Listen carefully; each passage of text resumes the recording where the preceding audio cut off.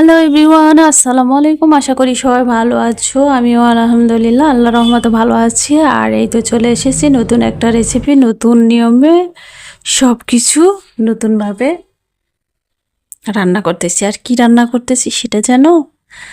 রান্না করতেছি ইলিশ মাছ। ইলিশ মাছটা আমি নতুনভাবে রান্না করছি। তো তোমরা আমার সাথে থাকো আর দেখতে থাকো আমি কিভাবে ইলিশ মাছটা রান্না করছি, একবারে সম্পূর্ণ নতুনভাবে। তো প্রথমে নিয়ে নিয়েছি এখানে ইলিশ মাছের 4টা টুকরো। এই 4 টুকরো ভালো করে ধুয়ে নিয়েছি। এগুলো এখন ভেজে নেব আগে। আর ভেজে নেওয়ার জন্য দেখো আমি নতুনভাবে ভাজতেছি। এটা একটা কড়াইতে তুলে দিয়েছি, দিয়ে এখানে মাছগুলো দিয়ে লবণ দিয়ে দিলাম পরিমাণ মতো। আর এখানে দিয়ে দেব হলুদ গুঁড়ো পরিমাণ মতো, মরিচ গুঁড়ো দিয়ে দিলাম পরিমাণ মতো। এখন এগুলো ভালো করে হাত দিয়ে মেখে মাছের চারিপাশটায় লাগিয়ে নেব। ঠিক এভাবে আমি সবগুলো মাছে ঝাল লবণগুলো মশলাগুলো লাগিয়ে নিলাম। নিয়ে এতো আমার মাছগুলো মেখে নেওয়া রেডি। এখন আমি এখানে দিয়ে দেব সরিষার তেল। সরিষার তেল দিয়েছি আর এপাশে আমি চুলাটাও জ্বালিয়ে দিলাম। এ তো হচ্ছে। আর মাছগুলো আগে মেখে নিয়ে পরে তেলেও ছাড়া যায়, যেটা সম্পূর্ণ বললাম নতুন রূপে। আর সম্পূর্ণটাই খুব সহজভাবে খুব কম সময়ে যেন তৈরি করা যায়, ঠিক সেভাবে আমি দেখাচ্ছি আজকে। তো মাছগুলো উল্টে পাল্টিয়ে ভালো করে ভেজে নেব।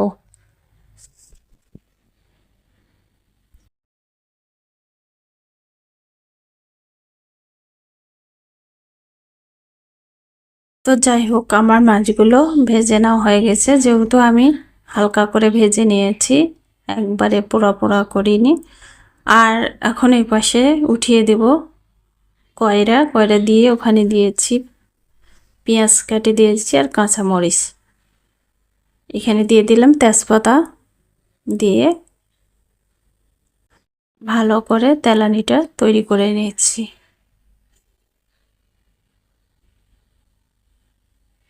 এখানে দিয়ে দিলাম জিরে। জিরে দিয়ে আবারও ভালোভাবে নেড়ে চেড়ে পেঁয়াজ তেলানিটা করে নেব।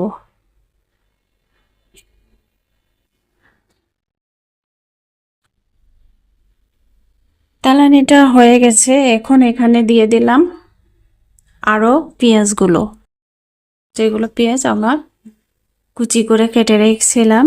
আর তার সাথে পানি দিয়ে দিয়েছি। এখানে দিয়ে দিলাম ঝালের গুঁড়া, লবণ, হলুদ গুঁড়ো, সব কিছু দিয়ে ভালোভাবে জাল করে নিলাম। এখানে দিয়ে দিচ্ছি সরিষার তেল। সরিষার তেল দিয়ে ভালো করে মশলাগুলো কষিয়ে নেব।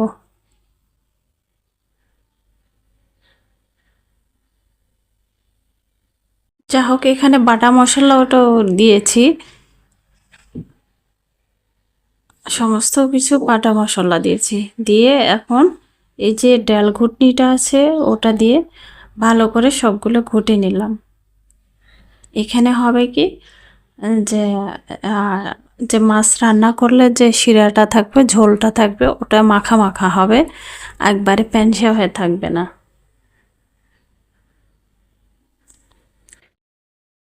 দেখো ভালো করে ঘুটে আমি সবগুলো পেঁয়াজ রসুন সব কিছুই আমি একবারে মিহি করে নিলাম।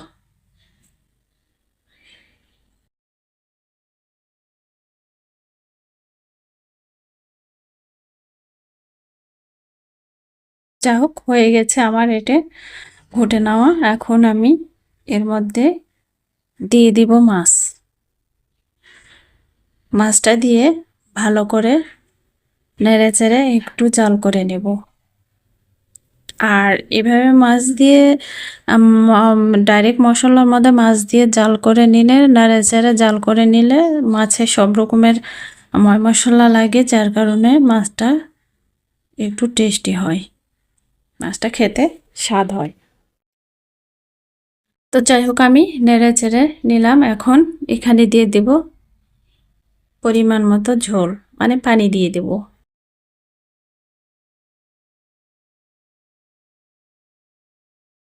ঠিক এভাবে ভুনা করেও খাওয়া যায়। আমি এটা ঝোল করতেছি যেহেতু, এই জন্য পানি দিয়ে নিলাম।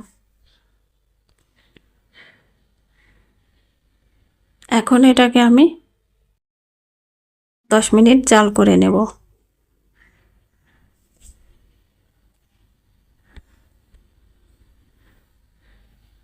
তো এই তো 10 মিনিট পরে আবার ভালো করে নেড়ে চেড়ে দেব। ঢাকনাটা তুলে ভালো করে নেড়ে চেড়ে দিই।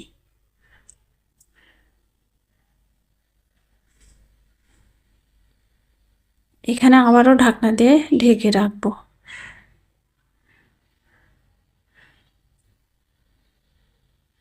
ঢেকে রেখে আবারও কিছুক্ষণ জাল করে নেব। তার মধ্যে আমি এখানে দিয়ে দিলাম আমদনির পাতা, এটা গুঁড়ো করা ছিল, এই গুঁড়োটা দিয়ে দিলাম। ধুনা না, আমদনি পাতা গুঁড়ো দিলাম। এখন ঢাকনা দিয়ে ঢেকে দিলাম। আমার রান্নাটা শেষ, কমপ্লিট। তো আমি একটা বাটিতে ঢেলে দেখিয়ে দিচ্ছি কেমনটা হয়েছে। দেখো কতটা টেস্টি এসেছে, খুব সুন্দর এসেছে, খাইতেও সেরকম টেস্টি হয়েছে। এভাবে একবার রান্না করে খেয়ে দেখো, সত্যি খুব খুব মজার লাগবে। তো ঠিক আছে, সবাই ভালো থেকো, সুস্থ থাকো, আমার জন্য দোয়া করিও। আমি আবারও আসবো নেক্সট টাইমে নতুন কোনো ভিডিও নিয়ে। তো সবাই ভালো থাকো, আল্লাহ হাফেজ,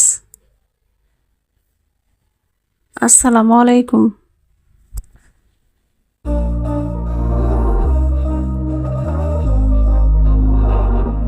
We were sparks on quiet streets, two hearts finding where to meet.